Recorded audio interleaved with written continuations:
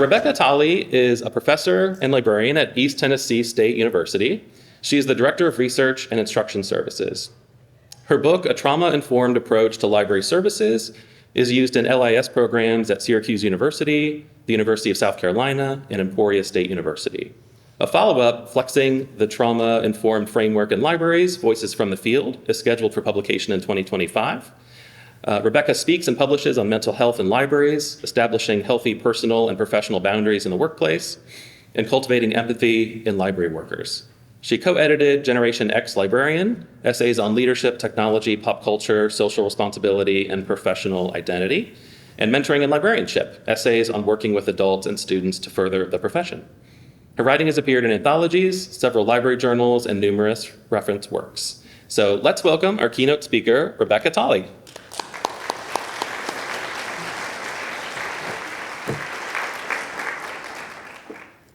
Good morning. I'm glad to be in Wilmington with you to speak about wellness in libraries. I was really excited to learn your conference's theme. Wellness is super important to library workers, and I prioritize this for myself and in my work. The programs, hopefully, that you'll experience today and on Monday will provide a lot of information about focusing on or even centering wellness as a professional practice within libraries, both internally for ourselves and externally to our communities, our stakeholders, and so forth. Wellness is tied to issues of morale, productivity, effectiveness, team dynamics, and more. So if we want to build a better library, then wellness is an important component. So while I think wellness is really important, I'm also sort of struggling with, here's another thing we're being asked to do as part of our professional practice. But it is something that we are already doing. We are creating events. We're offering services and supports. We're purchasing and sharing wellness resources, which a lot of that you'll learn about today. I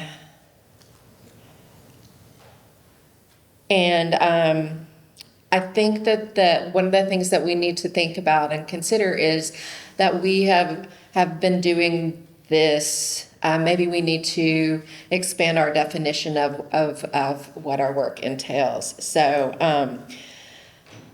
I think that like shifting to being asked to do more does discomfort everyone. I love helping people with their information needs, and that was what I was trained to do, but I was not trained to, offer in-depth counseling to someone or, I'm not trained in emergency response techniques. So the naloxone training that you all may experience today, I think is super important, and it's wonderful that you'll have that opportunity to do that. So one of the things that I've been doing over the past several years is expanding my philosophy of librarianship to include wellness. That really has evolved since I went to school at UNC Greensboro in the late 1990s. We never really talked about wellness at all. And actually, I look at library education today, and I think the courses are so fantastic. I think our newer librarians and library workers are think about so many things that we were not thinking about in the 90s. So I'm getting to an appreciation for wellness for ourselves and for others, and I'm hoping that our profession and library education and our professional development arrives there soon too. So my mother took me to the public library early. This is Maine Williams Public Library in Johnson City, Tennessee. That's where I first learned to read when I was 5 or 6. And so my library my relationship with my public library really grew, and it's been a constant place in my life, whether I've lived in Johnson City or if I've lived in, when I came to Greensboro. I was in library school, so, I was part of the choir. So I went to all the different public libraries in Greensboro and used that really regularly. So the library as a place for me has been really stabilizing. And whenever I have moved to different places, the public library or the academic library has been the place that has felt like home to me. And libraries have also had provided another role, sanctuary for me. So this is an image of Liberty Bell Junior High School Library in Johnson City, Tennessee. This is my junior high, when it was still called junior high. This is what the interior looked like. This is a more recent photo, though. So I spent my lunchtime in my school library to avoid the girls who wanted to beat me up. And then after school, I went downtown to the public library to hang out there until my mother picked me up. So it's constant library. So for me and others, library signified sanctuary and learning. I really liked the quiet environment. The books and the interiors really excited me, stimulated me, overwhelmed my young self. They made me think, of all the possibilities. And at my library, all of the library workers were white, like me. So I felt like I belonged pretty easily. Like this was a space for me, and I could be there. But young James Baldwin's first visit to the 42nd Street branch of the New York Public Library was a little more fraught. So his teachers encouraged him to visit the library's 135th Street branch, which was in Harlem. This was the first library to have a racially integrated staff and is now the Schomburg Center for Research in Black Culture. Baldwin later recalled, quote, "I went at least 3 or 4 times a week and I read everything there. I mean, every single book in that library. In some blind and instinctive way, I knew that what was happening in those books was also happening around me. And I was trying to make a connection between those books and the life I saw and the life I lived." So this is his home library. And then I'm going to show you a picture of the 42nd Street. This is the main. This, when we think of the New York Public Library, we think of the Lions. And so when he first went to this library, he was so unnerved by the all-white staff and the all-white membership that he vomited on the sidewalk. Now that is some anxiety. So in his work, Go Tell It on the Mountain, he fuses his personal experience with his fictional teenage protagonist, John Grimes. So, quote, "He loved this street, not for the people or the shops, but for the stone lions that guarded the great main building of the public library, a building filled with books and unimaginably vast, which he had never yet dared to enter.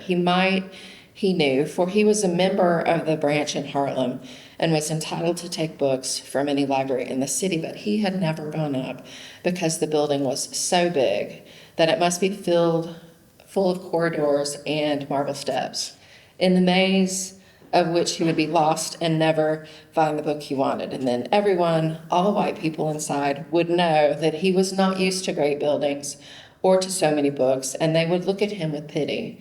He would enter on another day when he had read all the books uptown, an achievement that would, he felt, lend him the poise to enter any building in the world."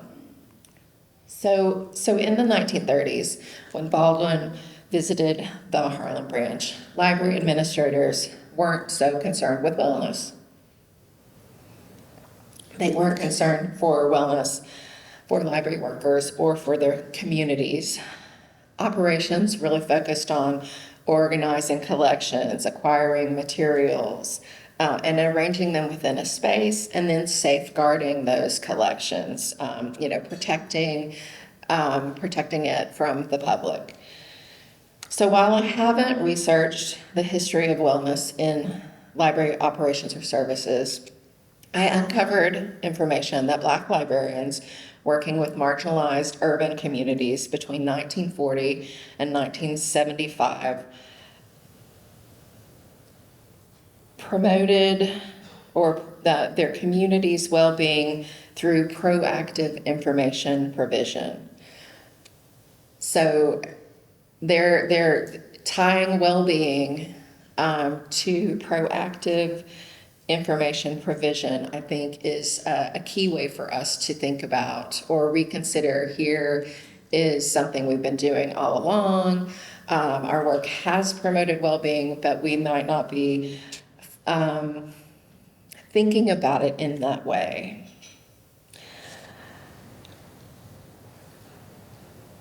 So those library workers helped their communities be happy, healthy, and prosperous by anticipating and meeting their information needs. So the lines are blurring between levels of support and types of services. This isn't new. In 1998, I started working in academic libraries, and as early as 2000-ish, my colleagues and I debated our priorities. Many thought that academic libraries' focus should be on academic activities, workshops or programs that supported the university curriculum, that bolstered information literacy. And I saw their point, especially since at Shared Library, where I work, we've historically been underfunded and understaffed. Why spread our energies and time so thin by providing what we thought were frivolous or feel-good outreach and programs? And one of the things that I think is really prompting this change, this movement toward wellness, is just a change in generations, like the generation gap. Like when I was an undergrad and when many of my colleagues were undergrads, the university didn't support us. We didn't have any kind of fun events. It was like you paid your money and you went and you took your classes. There weren't all of these wellness or I think there was counseling, but I didn't know anyone who really took advantage of that. But our younger generations are really in need of this kind of support. And so while I think that some of those beliefs still occur, that we need to be very strict and just do academic stuff and not do fun, frivolous, de-stressing activities, those ideas are falling by the wayside as people retire or as they leave for wellness reasons. I'm going to switch gears for a moment away from practices at my academic library to provide context for people leaving the profession. So I'll kind of reference this a couple of times throughout. I wrote a book called Trauma-Informed Approach to Library Services, which was published in 2020. I'm invited to speak and give workshops and presentations on this topic regularly, and this introduces me to a variety of people working in libraries across the United States, in Canada, the UK, Australia. And one of the things that I hear almost every time I go someplace or get an opportunity to talk to librarians is that there is a crisis in library work, especially for people who are working the front lines directly with our communities. And people who are new to the profession are shocked with the daily realities of working in libraries. It's not what they fantasized about or imagined. So our work is not is rarely about sitting around and reading a book all day, which is what people will, they imagine that's sort of like what I do when I say I'm a librarian. But the people who are working in our libraries have received no training, either on the job for professional development or in library school, and they feel really unprepared to deal with the kinds of situations that they find themselves in. The job description didn't prepare them. Their onboarding didn't prepare them. So I suspect that a lot of these people, a lot of us, came to libraries because we felt like we belonged in them. They felt like safe spaces. They felt like a place that that sort of got us, or we got the place, and that experience is very different from like the insider view that you all have, that I have. So I mentioned this as a reference to my earlier statement about people leaving library work for wellness reasons. So when the work is not what you expected, there's so much emotional labor, there's so much being asked, going above and beyond, that or the work has changed so much. You came to do this and suddenly you're being asked to do this, that people can't remain in work. We also lost colleagues due to COVID for a variety of health and wellness related reasons. So now I'm going to switch gears back to like wellness activities. So at my library, we've traditionally offered wellness activities during Dead Week, and that's pretty much it. Occasionally, we've done some kind of sporadic wellness workshops, and the students, they really appreciate what we do for them as far as painting rocks and origami and free chair massages.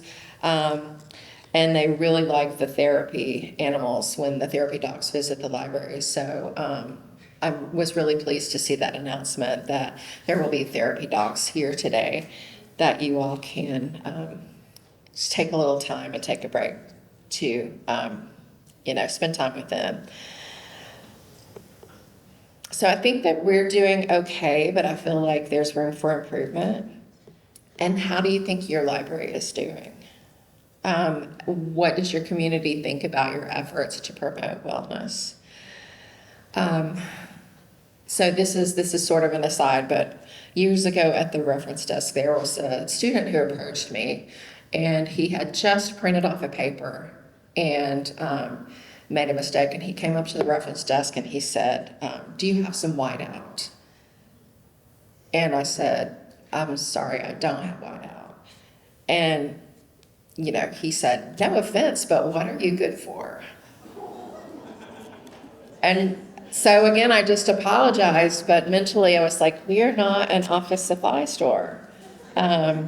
We're not here to like supply you with every need, and that's what I mean by like, we spread ourselves thin. What office supplies do we offer to everyone? So as far as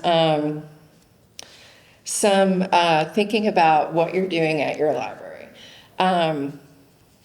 you can personally choose, depending on your role in the library. Sometimes those are the only things we can control is like what we decide to do, how we decide to feel and think about things. So as a leader in your organization, you could be very strict with boundaries and only offer some very minor wellness opportunities to your staff. You could offer nothing to nobody. You could be intentional about creating a culture of wellness within the library, whose effects then is felt within the broader community. And if you think that wellness isn't the path you want your library to go down, then perhaps your time today at NC Live and on Monday will convince you otherwise. because I don't want to assume that you all think that wellness is the way to go, or it's not the way to go. As I said earlier, I'm kind of on the fence. So people are not okay. According to the World Health Organization, in the first year of the COVID-19 pandemic, the global prevalence of anxiety and depression increased by a massive 25%. So we were socially isolated, unable to work, unable to seek person-to-person support, engage with our communities in ways that we had grown used to. We couldn't enact important life stages and rituals like graduations and marriages, funerals, and we feared for our lives. We were suffering. Many of us experienced death and loss in a lot of different ways, and we are all still grieving in some way. So I'm not going to speak about each of these other reasons why we're not okay, except I am going to talk a little bit about youth mental health.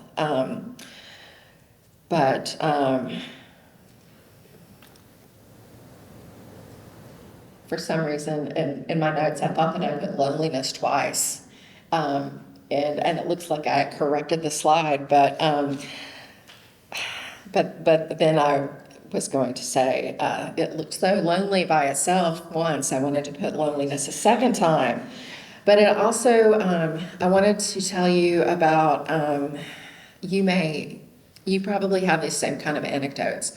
One of my GAs, graduate assistants, is just moved out of working for residence life and is coming to work for the library. And she said that one of the things that residence life has noticed is that students are isolating themselves in their dorm rooms. They'll go pick up their meal from the cafeteria and they go to their dorm room and they just want to be by themselves. And so this is, I get it. Like after I come home from work, I just want to bed rot, listen to an audiobook, maybe do a little knitting, but I physically want to be like in my bedroom, sitting on my bed so I can relax. And I know it's not healthy for me, but I often feel so exhausted by the end of the day that's what I end up doing. So I'm going to try and do better to work on my own wellness. But I did want to mention that in 2025, our U.S. Surgeon General, Dr. Vivek Murthy, declared that we have a public health epidemic of loneliness. And one of the things that he and his team suggested was this 5 for 5 connection challenge that can make you intentionally build and strengthen relationships. So step 1 is to commit to connect. You can find more information on his website about this. 5 actions in 5 days in a row to connect. So, whatever 5 days you pick. And then step 2 is to connect each day for 5 days. Simple actions that aren't going to be a big push for you. So just expressing gratitude or supporting another person or asking for help.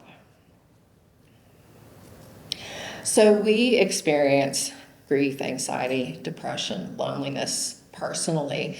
We deal with them professionally as well. I'm friends with librarians all over the place, but one of my friends who works in California talks to me a lot about wildfires out there and how a lot of the work that his public library does is they are helping displaced residents contact insurance companies, FEMA, other agencies and services. They offer computers, Wi-Fi printers, and none of this is new to you all. And I know that librarians in coastal communities like the Carolinas, Georgia, Florida, the Gulf of Mexico function very similarly during hurricane season. So helping traumatized, despairing people takes its toll on emergency medical technicians, on law enforcement, housing authority workers, municipal workers, and also library workers, because often our libraries are the place in the community where people go for help. Who, if anyone, remains unaffected when extreme weather disrupts communities? So the kids are not okay, and this is counter to Jennifer Arnold's session later today, which I think is called "The Kids Are All Right." And I was really excited to see all of the programs that you all are giving and sharing with each other. Arnold's session is going to show how the work they're doing at Central Piedmont Community College is creating a support system for students who are also parents. And so, working with specific demographics, reaching out, sometimes this is one of the best things that we can do, because I think targeting populations that need our help is a way forward. So our kids are not okay. Generation Z are known as the anxious generation. They use social media almost constantly. 1 in 5 does. So in 2021, this is just after or still during COVID, 42% of high school students had persistent feelings of sadness or hopelessness, and 18% made a suicide plan in the past year. So this was 2020, 2021. The data is a little bit older. So I mention this because they are anxious, and a lot of K through 12s and universities are working to solve this problem. They've introduced preventative coursework in emotional self-regulation, mindfulness, and all of this new coursework really has good intentions. But there was a May 6 New York Times article that talked about how they argue that those mental health awareness campaigns can help some people identify disorders that they really need to have treated, but then they also can have a negative effect on other people because they may overinterpret their systems and see themselves as more troubled than they are. Now, I have a 15-year-old, and regularly she'll say, I think I'm bipolar, or I think I'm autistic, or I think I'm, all of these things. And I'm like, oh, okay, well, let's examine this. Let's talk to your therapist about it. And I think that, because she is Generation Z, and I think they are seeking answers, for why they're feeling the way that they are. So since the data shows that we're not okay, and our other generations, millennials, Gen Z, are not okay, embracing wellness may help us and them move from not okay to okay. So being intentional about wellness, personally and professionally, is a start.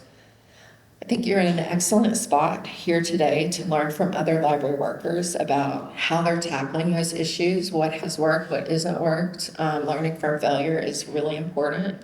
One of the things that Dr. Murphy, who I mentioned a little bit earlier, the U.S. Surgeon General, hopes to do to alleviate this loneliness is to foster social connections between ourselves and the people we support.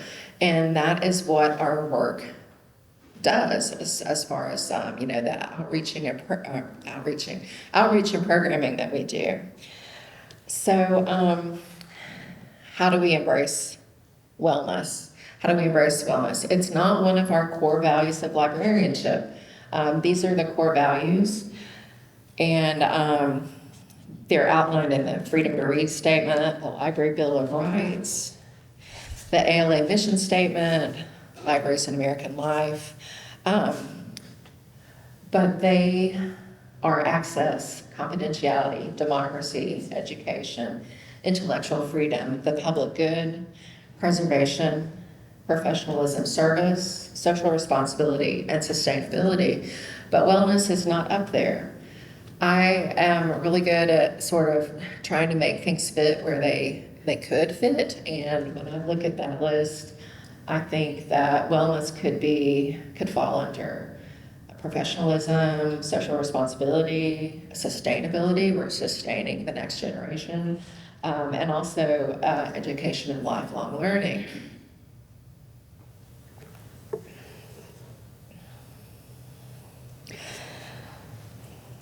So, even if you don't feel like wellness really fits well in any of those categories, maybe it is time for us to add another core value, wellness. So I imagine that is a lot of committee work for those in ALA who work on those kind of documents. In the meantime, I would like for you to consider your philosophy of librarianship and whether you can broaden your practice to include wellness. So the last time I thought about mine, or I articulated it, was about 10 years ago for my last promotion. So one of the things that I wrote was, though my love of books led me to librarianship and the sanctuary of libraries kept me from middle school bullies' clutches, its tenets of freedom of information, intellectual freedom, commitment to literacy and learning, and equity of access appealed to my sense of democracy and desire to help others. So what has sort of happened to me is like that wellness part has sort of crept into my philosophy, but I haven't really acknowledged it or thought about writing a library of philosophy. My updated one definitely will include empathy and centering of others. So on this slide, I've listed a few approaches for you to consider that may help you tweak your philosophy of librarianship. If having something to look toward helps you organize your thoughts and actions, you certainly don't need to incorporate wellness into your philosophy of librarianship, but adopting one of these practices or learning more about them may help you be intentional. So Whole Person Librarianship is a book whose subtitle is Social Work Approach to Patron Services. So it has examples from librarians in social work, how they work together, and the result is a new vision of library services. So this is provides examples of how public and academic librarians are connecting their patrons with social services. And some of the skills and techniques that librarians can learn from social workers is how to set healthy boundaries, how to work with patrons experiencing homelessness, and then they also offer ideas for how librarians can help self-educate on these topics. So trauma-informed responsive framework, I'll talk about in a few more slides. Radical hospitality as applied to library and information science is a concept suggested by Dr. Nicole Cook, who's the Augusta Baker Endowed Chair and Professor at the School of Information Science at University of South Carolina. So she has an excellent article called Leading with Love and Hospitality, Applying a Radical Pedagogy to LIS. So radical hospitality really features prominently in theological literature. So it's not really about politeness or courtesy. It, at its core, is about inclusion and exclusion. So making those who feel included or who feel excluded feel included and providing a sense of belonging. And so one of the sessions later today by our colleagues at UNCG focuses on radical self-care. And so that looks really promising, and I think that it probably is closely related to this radical hospitality that I'm mentioning. Mindfulness in libraries. There was a book that came out in 2016 that explored mindfulness as a way to relate to all of the different things that we're asked to do as librarians. It's very focused on librarians and not so much focused on somewhat providing mindfulness opportunities for our patrons, our communities. So the trauma-informed framework, this is sort of my area of expertise, so I wanted to talk about it a little bit because I learned about this in 2018, and I think I've always sort of been searching for something that I felt would sort of solve the problem or be an answer to some of the issues that libraries or as organizations experience. And so when I learned about the trauma-informed framework, I was like, oh, well, maybe this can be applied to libraries.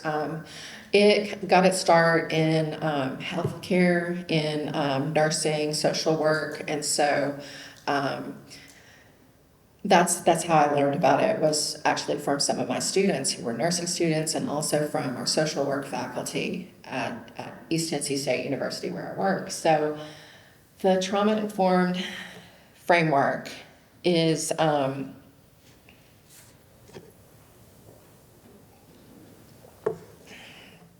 it's an intervention or an organizational approach that focuses on how trauma affects a person's life, and how the trauma manifests in their daily life. But one of the things that I really like about this framework is that it centers ourselves to an extent, but it more broadly centers other people. So rather than like safeguarding our collections or surveilling our buildings, we can focus on people and make our libraries more welcoming to people who've experienced trauma. So all of these, the 3 E's, the 4 R's, the 6 principles, they are more philosophical than practical. There are practical applications specifically of the principles, but they are sort of left up to like individual organizations, individual libraries to adapt or adopt depending on your community's demographics. So we're not going to go too heavy into trauma today. I've mentioned some hard data about mental health. I basically want to suggest ways that we can integrate or center wellness into situations that we experience and then nudge them toward neutrality. So the Substance Abuse and Mental Health Services Administration, which is an agency within the Department of Health and Human Services, defines trauma as an event, series of events, or a set of circumstances that is experienced by an individual as physically or emotionally harmful or threatening, and that has lasting adverse effects on physical, mental, social, emotional functioning, and spiritual well-being. So when we talk about these 3 E's, so there's an event that happens that we experience in a certain way. We experience it differently depending on a variety of factors like our backgrounds, our resilience, our ability to cope, and then we may experience the effects of the trauma. Short-term, long-term, we may suppress it and never experience it. So if we understand that, like how fluid those trauma can be, then that helps us understand why someone may not be acting the way that you think they should act in a situation. So the 4 R's. are that we realize the widespread impact of trauma, and then we recognize the symptoms of trauma in staff, in clients, in ourselves. And those responses are fight, flight, freeze, or fawn. And they all sort of manifest differently in different people in different situations, but sometimes we can recognize those in ourselves and others. And then this last R is resisting re-traumatization. So one of the components of responding is integrating all of our knowledge about trauma into our policies, our procedures, practices, and settings. So that is part of becoming a trauma responsive library or trauma responsive organization. So 2 studies underlying this framework are the Adverse Childhood Experiences Study that the Center for Disease Control and Prevention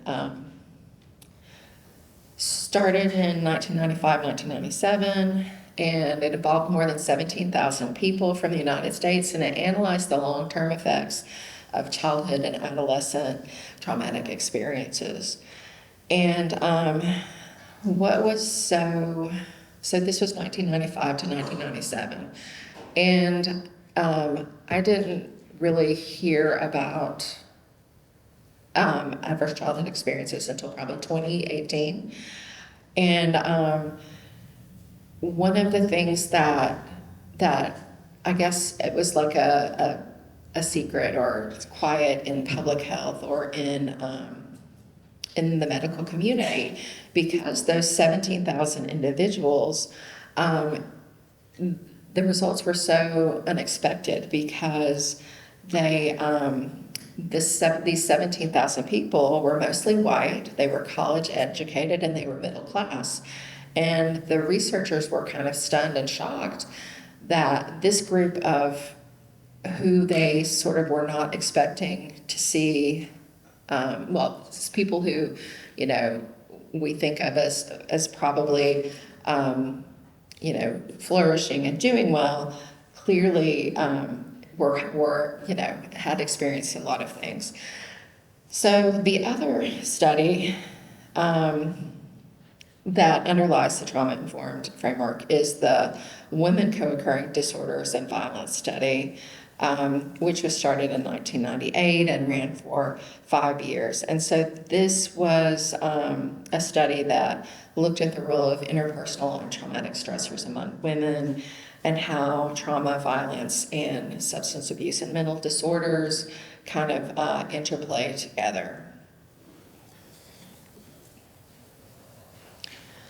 So the 6 principles, this is like the last of the framework. These 6 principles are used as like guidelines for, so when we talk about safety, physical safety within the space, are there environmental issues, are there leaks, psychological safety, trustworthiness and transparency, peer support, collaboration and mutuality, empowerment, voice and choice, cultural, historical, and generational issues. All of these are different aspects of the framework that libraries, organizations, individuals can use to guide their actions to become trauma-informed and trauma responsive. So if you adopt a trauma-informed approach, it's not just a one and done sort of do this technique, go through this checklist, check the boxes. It requires constant attention, this caring awareness, sensitivity at an organizational level about, what is happening with everyone who was experiencing this. So you have ongoing assessment.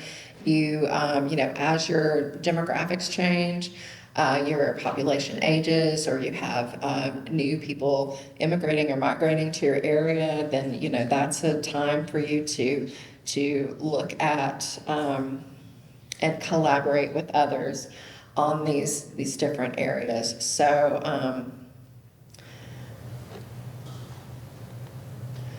I want to go back for a moment to this fourth R, resisting a re-traumatization, because this is where I feel like there's this link or alignment between wellness and the trauma-informed framework. Libraries can create stressful or toxic environments for its workers and its communities. And that's sort of what I wanted to demonstrate by talking to you a little bit about James Baldwin and his experience. I don't know that anyone at the New York Public Library specifically, set up everything so that when James Baldwin came to the main library that he vomited, but just our very existence sometimes can interfere with well-being, with our community's well-being, and with the fulfillment of the organizational mission. So one of the things that the trauma-informed framework aims to do is to decrease the number of triggers and implementing trauma-informed policies, procedures, and practices that will help us from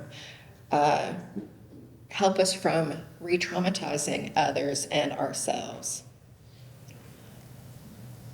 So when I talk about libraries being stressful or toxic, we've inherited a lot of this legacy. We've contributed to it knowingly or unknowingly, but since you're now aware of it, here's your opportunity to examine elements in your libraries that may create stress for yourselves, for others, and then move along. So move along in a positive way that is focusing on wellness. Self-care is a key strategy for resisting re-traumatization. It builds resilience. There are two aphorisms that spring to mind, which you probably have heard of. You cannot pour from an empty pitcher.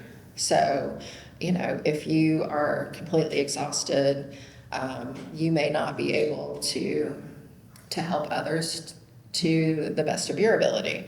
And then the other one that I really like is when you're aboard an airplane in an emergency, you should put your own oxygen mask on first before you try to help other people.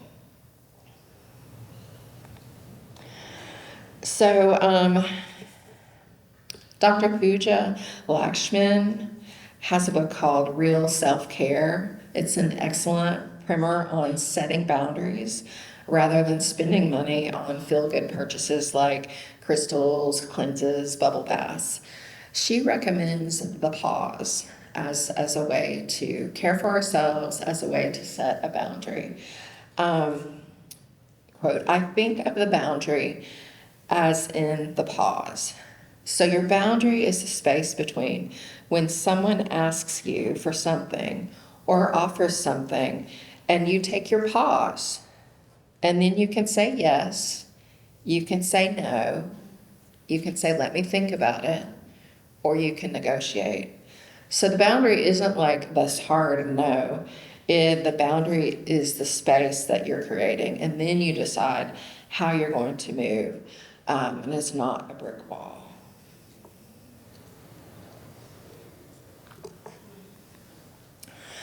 So we have sort of made a circle from slide 2 when I spoke about the wellness work that we're doing in libraries as far as events, services, and resources.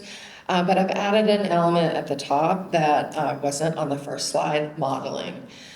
So modeling wellness at work, both internally to our coworkers and colleagues and externally to the people that we help, our patrons, our clients, our students, whatever word that you like to use.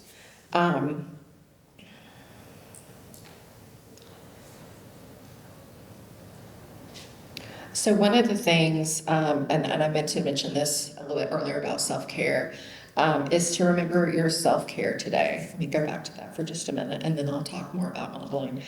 I know whenever I've been at conferences and I see the agenda, I get so excited. I'm like, oh yes, oh my goodness, I've never thought about how to help people prepare for death as a librarian, and that really intrigued me. But every conference I go to, I look at everything and I'm so excited. It's like, how can I be in 5 places at one time? This one I think is certainly manageable, more so than ACRL or ALA, but often I overextend my attention and my physical energy when I'm at a conference. So I would just suggest that if you're close enough to your car or your room, or you can find a secure space today, just take a few moments and kind of close your eyes. One of the things how I kind of model self-care for my early career librarians at work is that I tell them this. I'm like, you're going to get so excited. I have 2 librarians here going to ALA in San Diego for the first time. I'm like, you're going to be so excited, but really take time for yourself. You can't see it all and you can't do it all, but sort of prioritize what you want to do. So as far as modeling, one of the things that I do is I try to model this being trauma-informed within my library, which also is modeling wellness. One of the components, the 6 principles, was transparency. So I'm often very vulnerable and transparent with the people that I work with. I will say, I have to take a break so I can clear my head. And that sort of normalizes taking breaks and taking care of yourself and promoting wellness. I think that you can reduce the stigma around asking for help. I think that asking for help is one of the hardest things that I have done or that I can do. I'm, very independent. I feel like I can do it all on my own. But I think that, and modeling, asking for help, and being very intentional about that. These are all normal things. Tell your people, so I'll tell you this. Last night, I didn't get to bed until probably 2:00 this morning because my mind was racing. I was like, I want to tell them this. I don't want to leave out that. I need to make a note on that. I mean, I'm like usually home in bed by 9 and winding down and asleep by 10. But here I was in the hotel room and I was just like, oh, there's so much information. I'm one of those librarians, the too much information librarian, where I'm like, just giving too much information. It can be really overwhelming. And so I know that about myself, and that's one of the boundaries that I need to pull back, just give them just a little nugget, so they'll come back for more. But yeah, so just to let you all know, I was not sleeping well because I was just thinking about all of the different things to share with you all today. So one of the things that I regularly do is I talk openly about errors and how I thought that I made a mistake on my slide and I actually didn't. So these are all sort of parts of the 6 principles that I talked about a little bit earlier. And if that really interests you, you can, there are lots of resources that you can look at to explore that further. I'm not going to talk more about that with you today because that's not what you're here for.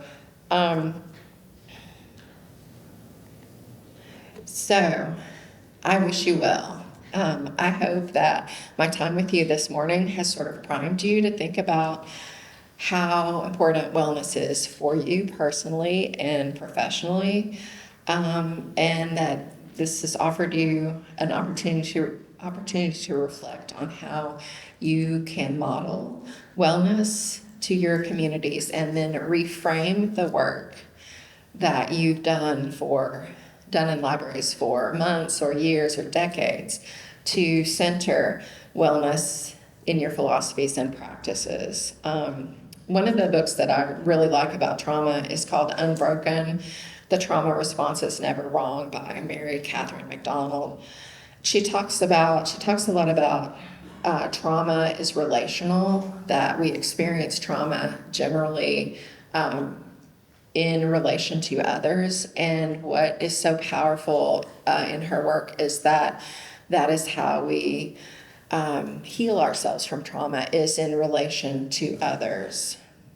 So I feel like there is a lot of hope in the world. I feel like we can help each other and give each other hope, sometimes by simply just being available and present to each other, being attuned to whether it's a colleague, to be listening to someone or venting to someone, so to provide that space for someone. Or one of the things that I really feel like we maybe don't think about is that, you're at your job every day, you're showing up, you're physically present, and the people around you rely on you. They rely on your presence. Your students that you interact with, they, get used to you, they get accustomed to you, and you may be like one of those high points of their day. Oh, I got to interact with that really cool librarian with pink hair. They're the best. They are always so cheerful or whatever. So that being reliable, being stable, being that like touchstone for a person may help our students, and may help us feel less isolated and more connected to each other. So my contact information, my email is there, my website is there. If you all would like to talk more, because you all are busy today. So, but if you'd like to email me and share information, share your experiences, I would love to hear what you're doing, how you're solving all of the problems at your library.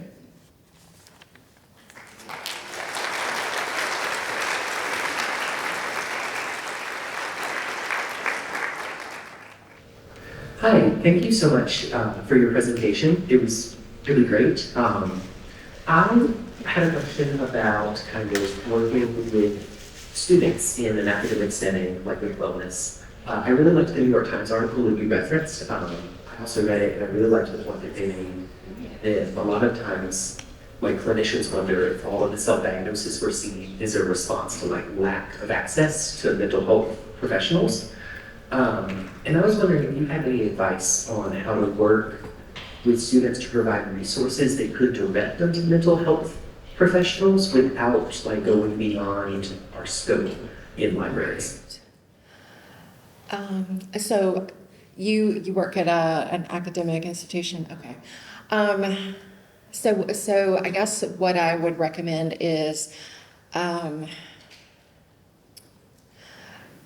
creating or building a relationship with your counseling center, your counselors, and getting to know them really well, and inviting them into the library. One of the things that our counseling center does is we have drop-in service at the library. I think Thursdays students can drop in, and it's like first come, first serve. Because I have physically walked students over to the counseling center who were in need, and I was frustrated because there wasn't someone who could help them in the moment. So because our counselors are all really overwhelmed. So I think just being aware of who to refer people to is really important. And that's sort of the kind of work that we've always done, is we know who to send people to for this kind of help. I hope that answered your question a little bit.